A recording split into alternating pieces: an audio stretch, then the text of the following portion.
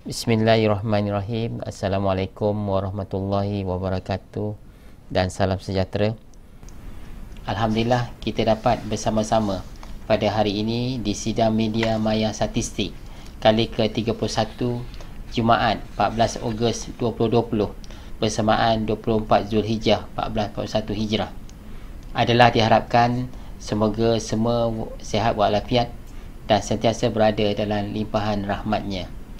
Pada hari ini, sidang media maya akan membentangkan statistik ekonomi suku tahun kedua 2020 dengan memfokuskan kepada keluaran dalam negeri kasar, KDNK dan imbangan pembayaran.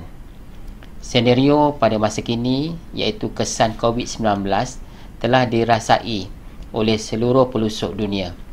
Malaysia tidak terkecuali menerima impak ekonomi susulan daripada penguatkuasaan kawalan pergerakan yang memberi kesan kepada sektor ekonomi dalaman dan luaran serta mempengaruhi sektor pekerjaan negara kita. Pelaksanaan Perintah Kawalan Pergerakan PKP yang bermula pada 18 Mac yang lalu telah memberi kesan kepada perjalanan perniagaan dan pergerakan rakyat, yang mana kesan negatif itu amat dirasai terutamanya pada bulan April dan Mei. Namun apabila PKP dilonggarkan pada bulan Mei dan Jun, didapati ekonomi negara dilihat mula kembali aktif.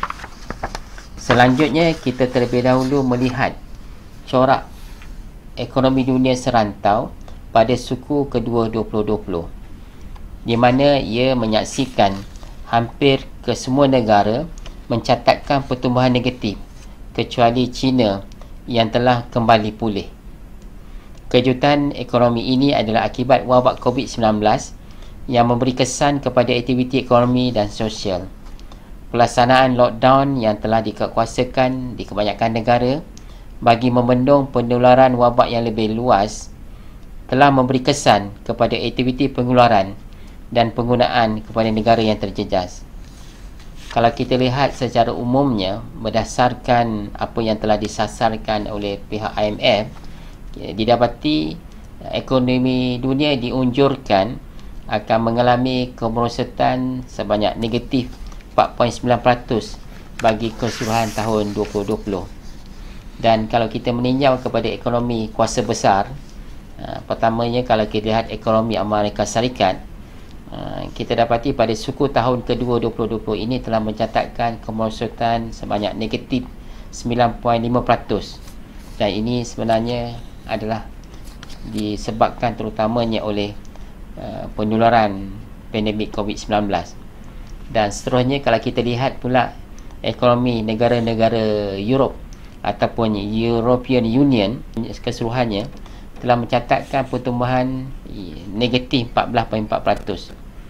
Dan kita dapati daripada negara-negara Eropah tersebut yang bergantung kepada sektor pelancongan terutamanya seperti Spanyol ataupun Spain, nilai KDNK bagi negara Spain pada suku tahun kedua adalah sebanyak negatif 22.1% pertumbuhannya, manakala negara Perancis ianya cukup juga mencatatkan pertumbuhan KDNK yang negatif iaitu negatif 9.0%, dan Itali juga mencatatkan pertumbuhan KDNK negatif iaitu negatif 17.3%.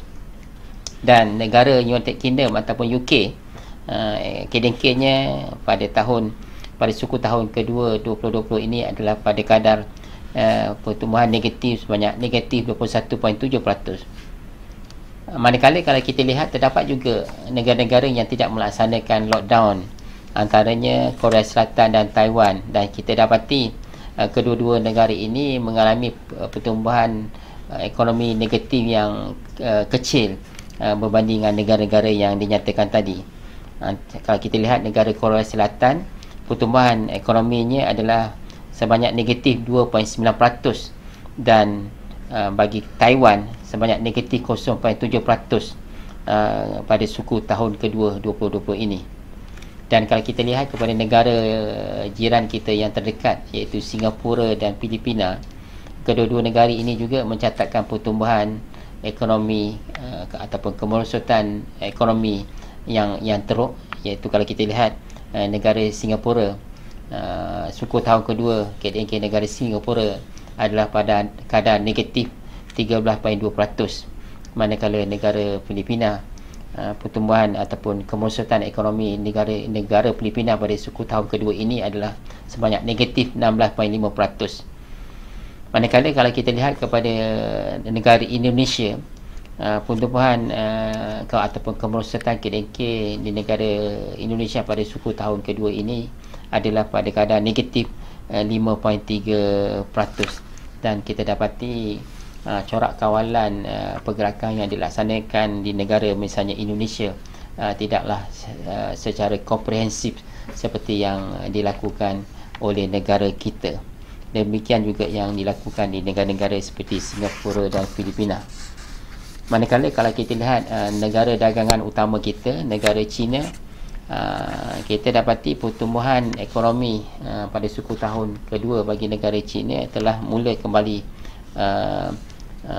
pulih, iaitu bertumbuh pada kadar 3.2% berbanding kemerosotan sebanyak negatif 6.8% yang dicatatkan pada suku tahun pertama.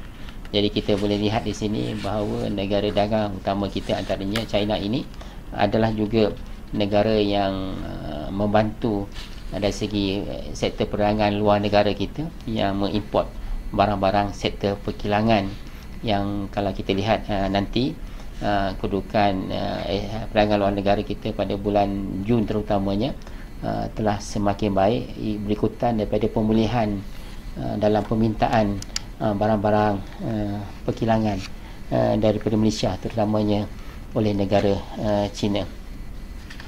Seterusnya, sebelum kita pergi kepada pertumbuhan ekonomi Malaysia bagi suku tahun kedua ini, elok juga kita memperihalkan sedikit kita punya kedudukan indikator-indikator utama yang dikeluarkan oleh DOSEM secara bulanan dan juga secara suku tahunan.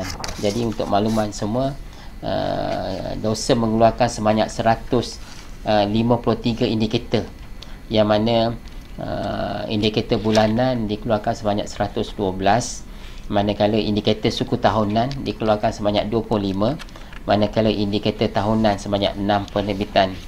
Jadi kalau kita lihat berdasarkan data-data secara bulanan, jadi kalau kita lihat sektor pembuatan, contohnya bila kita mengukur prestasi sektor pembuatan, didapati kalau bulan April kedudukan kemerosotan yang dicatatkan adalah sebanyak negatif 37.2, dan pada bulan Mei negatif 22.6, dan ianya telah mencatatkan kembali pemulihan pada bulan Jun, iaitu sebanyak bertumbuh sebanyak 4.7%.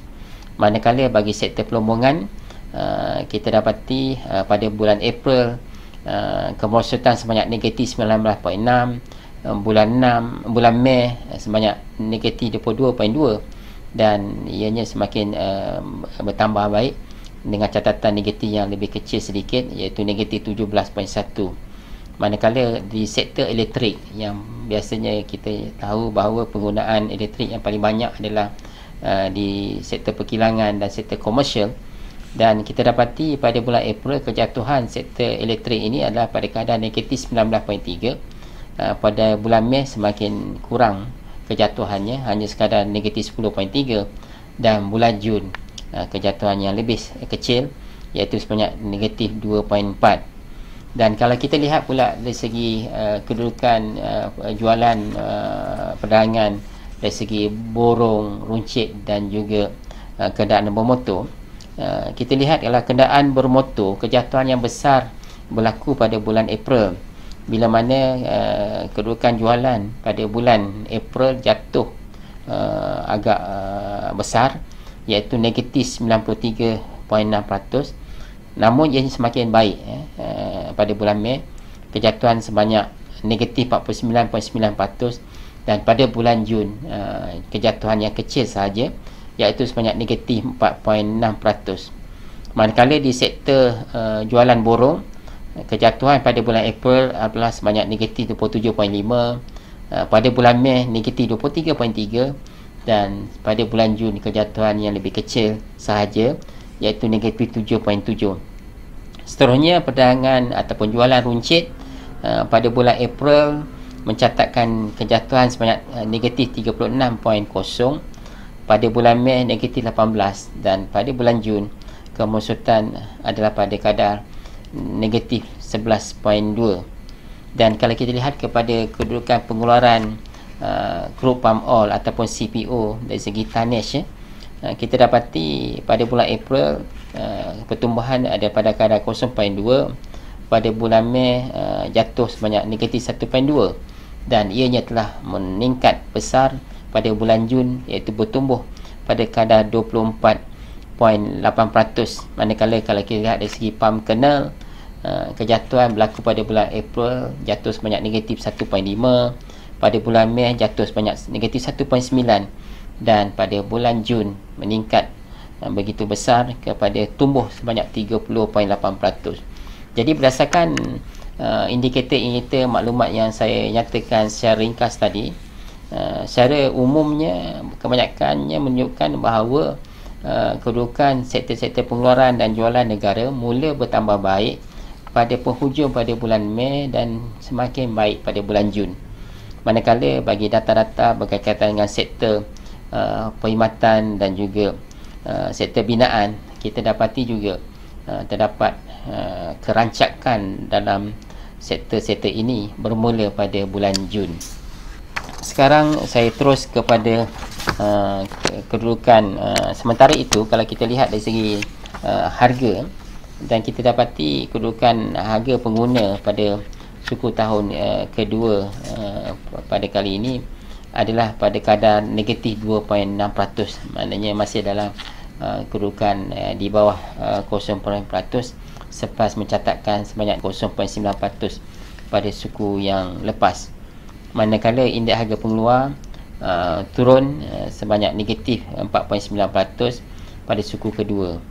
Manakala imbangan dagangan kekal mencatatkan lebihan dengan nilai sebanyak RM27.6 bilion, penurunan sebanyak 9.1%, negatif 9.1% berbanding suku yang sama tahun lepas. Lebihan dagangan ini disumbangkan oleh lebihan dagangan terutama yang dicatatkan pada bulan Jun 2020. Dan dari aspek pasaran buruh, kita dapati pada suku tahun kedua ini kita ada seramai 14.88 juta orang yang bekerja, dan dari segi kadar penyertaannya sebanyak 68.1% penyertaan tenaga buruh, dan kadar pengangguran yang dicatatkan pada suku tahun kedua ini adalah sebanyak 5.1% berbanding 3.5% yang dicatatkan pada tahun pada suku tahun pertama, dan peningkatan 5.1% kadar pengangguran pada suku tahun kedua ini disumbangkan terutamanya sebabkan kenaikan yang besar pada kadar pengangguran pada bulan Mei, iaitu pada kadar 5.3%. Sekarang kita terus kepada kedudukan ekonomi Malaysia yang diukur melalui pengukuran KDNK, iaitu keluaran dalam negeri kasar. Kedudukan pertumbuhan keluaran dalam negeri kasar Malaysia bagi suku kedua menunjukkan satu kemerosotan yang amat besar, iaitu mencatatkan kemerosotan sebanyak negatif 17.1%. Jadi ini adalah pertumbuhan terendah yang pernah dialami oleh negara kita setelah mencatatkan pertumbuhan negatif yang terendah sebelum ini, iaitu sebanyak negatif 11.2% pada suku keempat 1998. Kejatuhan ini adalah secara umumnya adalah kesan dari dasar dan langkah yang dilaksanakan oleh kerajaan dan kita semua untuk mengurangkan penularan COVID-19. Dan berdasarkan kejatuhan sebanyak negatif 17.1% pada suku kedua ini, dan pertumbuhan sebanyak 0.7% yang dicatatkan pada suku tahun pertama, maka secara keseluruhannya untuk separuh tahun pertama 2020, ekonomi negara kita merosot sebanyak negatif 8.3%. Dari segi pengeluaran, kesemua sektor telah menunjukkan pertumbuhan ataupun kemerosotan pada suku tahun kedua ini, kecuali sektor pertanian. Dan kalau kita lihat dari segi kedudukan industri-industri, daripada jumlah industri yang kita ada di Malaysia ini, kita dapati sebanyak 735 industri yang kita nyatakan industri ini ialah yang dikelaskan mengikut pengkelasan industri, dan kita dapati 735 industri ataupun bersamaan 62.6% mencatatkan pertumbuhan ataupun kemerosotan pada suku tahun kedua ini. Walau bagaimanapun terdapat sebanyak 22.1% ataupun 260 industri mencatatkan pertumbuhan positif, iaitu tidak negatif lah, dan ianya terutamanya berkaitan dengan sektor berkaitan dengan perkhidmatan yang penting ataupun kita panggil essential services. Dan kalau kita lihat pada sektor perkhidmatan, sektor ini mencatatkan pertumbuhan ataupun kemerosotan iaitu sebanyak negatif 16.2% pada suku ini, dan didapati hampir semua subsektor mengalami kemerosotan, kecuali subsektor maklumat dan komunikasi, pos dan kurier dan insurans. Dan bagi sektor pembuatan, kita dapati pada suku tahun kedua ini ia mencatatkan kemerosotan sebanyak negatif 18.3%, dan ianya dipengaruhi terutamanya kejatuhan dalam semua subsektor kecuali minyak dan lemak, daripada sayuran dan haiwan dan prosesan makanan. Manakala bagi sektor pembinaan, kemerosotan yang dicatatkan adalah sebanyak negatif 44.5%. Sektor pelombongan dan pengkuarian pula mencatatkan kemerosotan sebanyak negatif 20.0%. Satu-satunya sektor yang mencatatkan pertumbuhan positif pada suku tahun kedua ini adalah sektor pertanian yang mencatatkan pertumbuhan sebanyak 1.0%. Manakala kalau kita melihat kepada segi perbelanjaan penggunaan akhir swasta dan pembentukan modal tetap kasar telah menyebabkan kemerosotan dalam pertumbuhan ekonomi Malaysia pada suku ini. Perbelanjaan penggunaan air swasta merekodkan kemerosotan ataupun kejatuhan sebanyak negatif 18.5%, manakala perbelanjaan bagi keperluan asas seperti makanan dan minuman bukan alkohol dan komunikasi masih menunjukkan pertumbuhan positif. Selanjutnya, pembentukan modal tetap kasar menyusut sebanyak negatif 28.9%. Sementara itu, ekspor dan import masing-masing terus merekodkan pertumbuhan ataupun kejatuhan, iaitu sebanyak negatif 21.7% dan negatif 19.7%. Namun demikian, perbelanjaan penggunaan akhir kerajaan masih mencatatkan pertumbuhan positif, iaitu 2.3% berbanding 5.0% yang dicatatkan pada 10 tahun sebelumnya. Tuan-tuan dan puan-puan sekalian, selanjutnya saya akan menerangkan dengan lebih terperinci berkenaan apakah yang telah berlaku dari segi aktiviti pengeluaran pada suku ini. Kita bermula dengan sektor perkhidmatan yang menyumbangkan kepada ekonomi negara sebanyak 57.8%. Bagi suku ini, sektor perkhidmatan menyusut sebanyak negatif 16.2% disebabkan oleh kejatuhan hampir semua subsektor. Kemerosotan sektor perkhidmatan terutamanya disebabkan oleh subsektor perdagangan borong, runcit dan kenderaan bermotor, pengangkutan dan penyimpanan, dan makanan dan minuman dan penginapan. Subsektor perdagangan borong, runcit dan kenderaan bermotor telah mencatatkan pertumbuhan negatif, iaitu negatif 23.3%, disebabkan pertumbuhan yang merosot dalam semua segmen. Segmen borong mencatatkan pertumbuhan negatif 2 digit, negatif 20.5% berbanding 3.4% pada suku yang lepas. Penyusutan ini adalah disebabkan oleh jualan borong barangan isi rumah dan jualan borong jentera, peralatan dan bekalan yang mencatatkan pertumbuhan yang negatif pada suku ini. Di samping itu, segmen runcit menyusut kepada negatif 20.9% berbanding 2.1% pada suku yang lepas. Prestasi yang tidak memberansangkan ini disebabkan oleh kemerosotan jualan runcit barangan lain di sektor pengkhususan, jualan runcit lain-lain peralatan isi rumah dan jualan runcit kelengkapan informasi dan komunikasi.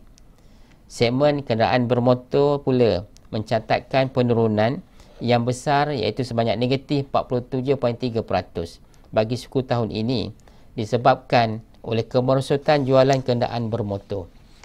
Sementara itu, subsektor pengangkutan dan penyimpanan juga telah memperlahankan prestasi sektor perkhidmatan. Subsektor pengangkutan dan penyimpanan terus merosot kepada 44.8% berbanding negatif 2.7% pada suku lepas. Kesemua segmen mencatatkan pertumbuhan negatif yang ketara kecuali aktiviti pos dan kurier yang terus mencatatkan peningkatan yang besar iaitu bertumbuh pada kadar 20.7% pada suku ini berbanding 12.3% yang dicatatkan pada suku pertama 2020. Ini terutamanya berikutan daripada peningkatan pembelian dalam talian oleh orang ramai. Selain itu, subsektor makanan dan minuman dan penginapan mencatatkan pertumbuhan negatif sebanyak negatif 40.9% berbanding pertumbuhan sebanyak 1.6% pada suku lepas. Segmen makanan dan minuman menyusut kepada negatif 31.5% berbanding pertumbuhan 3.1% pada suku pertama 2020. Ini kerana semua jenis restoran dan tempat minuman telah ditutup dengan pelaksanaan PKP pada bulan April 2020 dan hanya beroperasi dengan kapasiti yang rendah dengan menyediakan perkhidmatan pengambilan dan penghantaran makanan iaitu take away dan delivery services. Bagi segmen penginapan pula, ianya telah mencatatkan kemerosotan sebanyak negatif 78.9% berbanding negatif 4.2% pada suku pertama.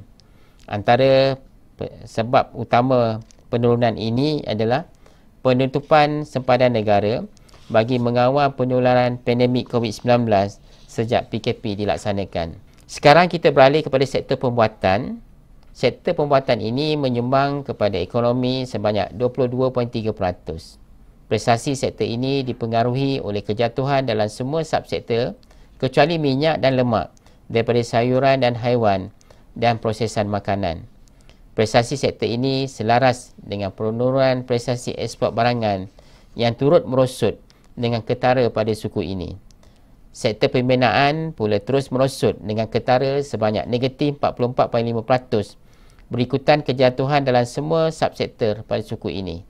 Sektor pembinaan merupakan sektor bukan keperluan utama, non-essential, dalam tempoh PKP di mana sektor ini perlu mematuhi SOP di tapak pembinaan dari segi tempoh jam dan hari bekerja serta bilangan pekerja yang minimum.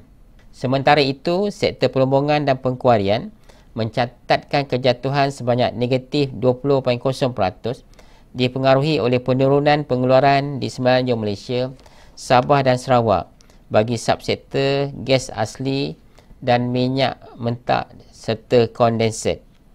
Sektor pertanian pula mencatatkan pemulihan kecil dengan bertumbuh 1.0%.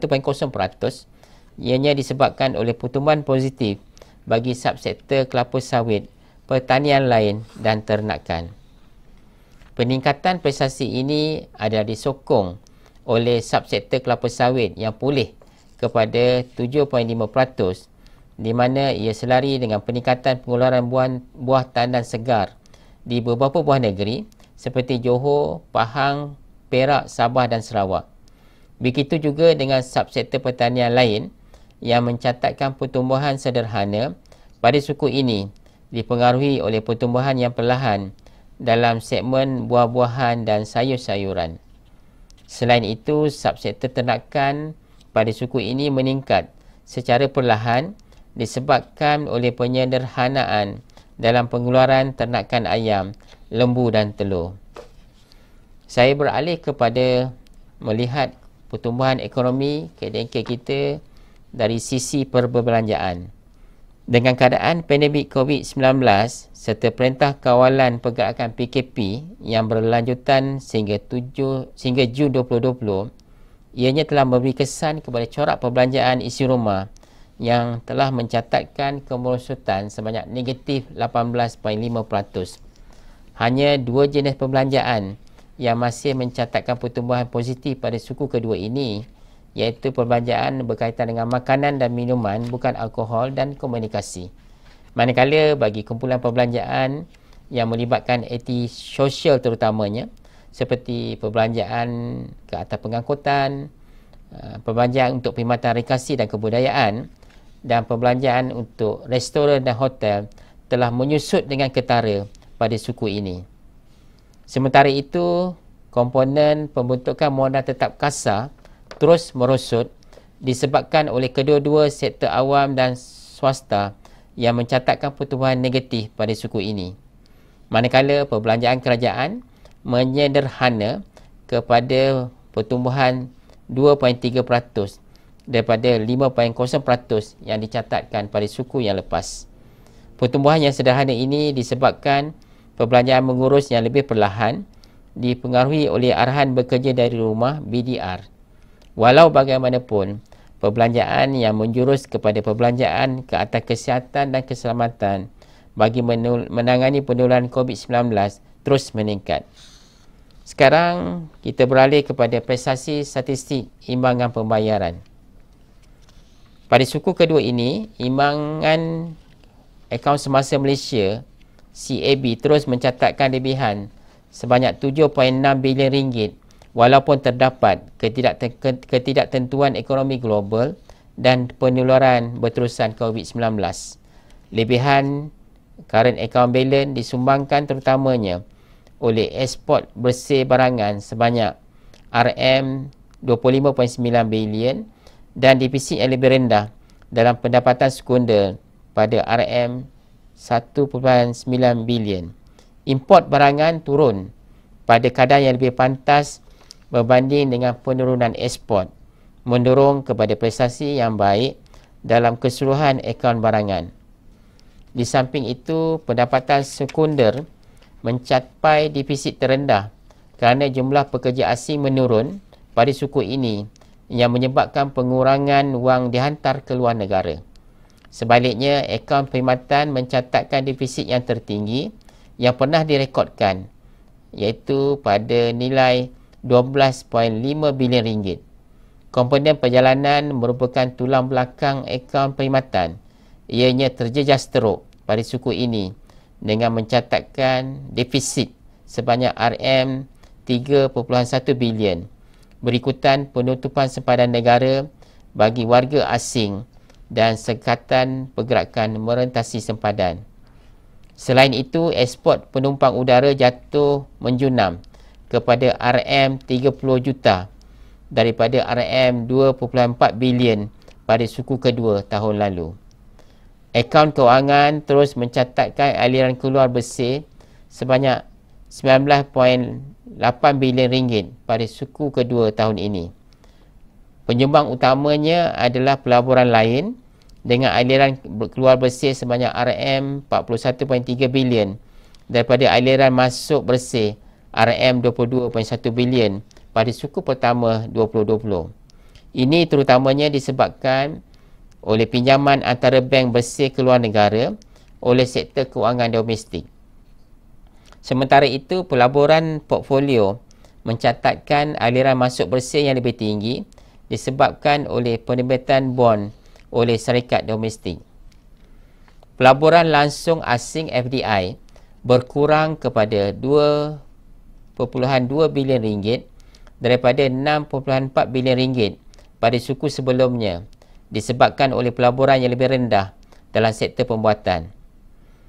Pelaburan langsung asing pada suku ini dicatatkan terutamanya dari Netherlands, British Virgin Island dan Singapura dalam perlombongan dan pengkuarian, kewangan dan utility. Pelaburan langsung di luar negara DIA berkembang kepada RM3.5 bilion dan antara destinasi utama pelaburan langsung di luar negara adalah Indonesia, Kanada dan United Kingdom, dan ianya disalurkan kepada pelaburan di sektor kewangan, pembuatan dan maklumat dan komunikasi. Kedudukan pelaburan antarabangsa Malaysia IIP mencatatkan kedudukan aset bersih yang lebih tinggi, iaitu bernilai sebanyak RM57.3 bilion daripada RM27.1 bilion pada suku sebelumnya. Rizab antarabangsa berada pada nilai RM443.0 bilion berbanding RM440.0 bilion pada suku sebelumnya. Sebagai rumusan, statistik-statistik yang dinyatakan tadi yang berkaitan dengan kedudukan ekonomi kita pada suku kedua ini adalah berasaskan kepada pengumpulan data-data yang telah dihasilkan oleh Jabatan Perangkaan Malaysia yang melalui data-data yang dikumpulkan secara data primary dan juga berdasarkan data-data pentadbiran. Jadi berdasarkan penerangan yang dinyatakan tadi, diharap sedikit sebanyak data-data yang dikeluarkan secara berkala, secara bulanan dan suku tahunan dengan gambaran yang lebih menyeluruh berdasarkan penerangan ini. Jadi kita mengharapkan ia dapat sedikit sebanyak memberi penerangan dan kefahaman kepada umum tentang apa yang berlaku dalam ekonomi negara kita pada suku tahun kedua ini. Di samping itu, DOSM juga untuk makluman semua telah mengeluarkan indeks pelopor yang merupakan kombinasi indikator ekonomi terpilih yang memberi isyarat awal hala tuju ekonomi.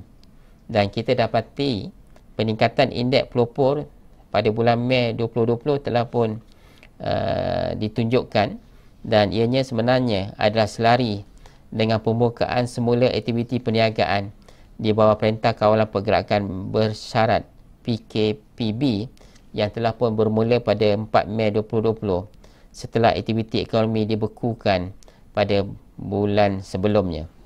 Pelaksanaan pakej rangsangan dan rancangan pemulihan ekonomi jangka pendek untuk mengurangkan kesan COVID-19 dijangka akan terus meredakan kelembapan ekonomi, dan ekonomi secara beransur-ansur akan terus meningkat pada suku-suku tahun yang akan datang.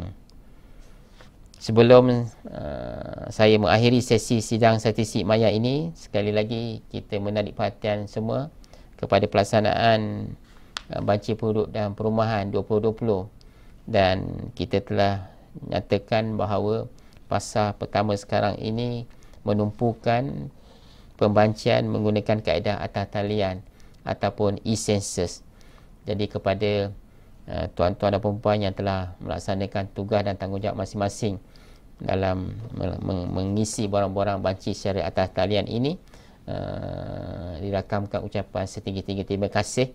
Dan kepada yang masih belum lagi mengisi, kita juga mengharapkan supaya pengisian ini dapat dilaksanakan dalam kadar yang sebaik mungkinnya segera, tidak menunggu di saat akhir. Jadi kita berada di bulan kedua pelaksanaan banci di atas talian ini, dan insya-Allah kita berharap penyertaan umum dalam pembancian di atas talian ini akan terus meningkat pada bulan Ogos sebelum kita pergi kepada bulan September yang merupakan bulan terakhir bagi pelaksanaan banci atas talian pada banci penduduk perumahan 2020 ini. Jadi terima kasih sekali lagi kepada semua yang mengikuti sidang media maya bagi kedudukan statistik-statistik terkini yang dihasilkan oleh Jabatan Perangkaan Malaysia, khususnya tentang prestasi ekonomi negara pada suku tahun kedua ini. Dan kesempatan ini juga kita ambil untuk mengucapkan selamat menyambut Hari Kemerdekaan yang ke-63 kepada seluruh warga negara Malaysia. Assalamualaikum warahmatullahi wabarakatuh.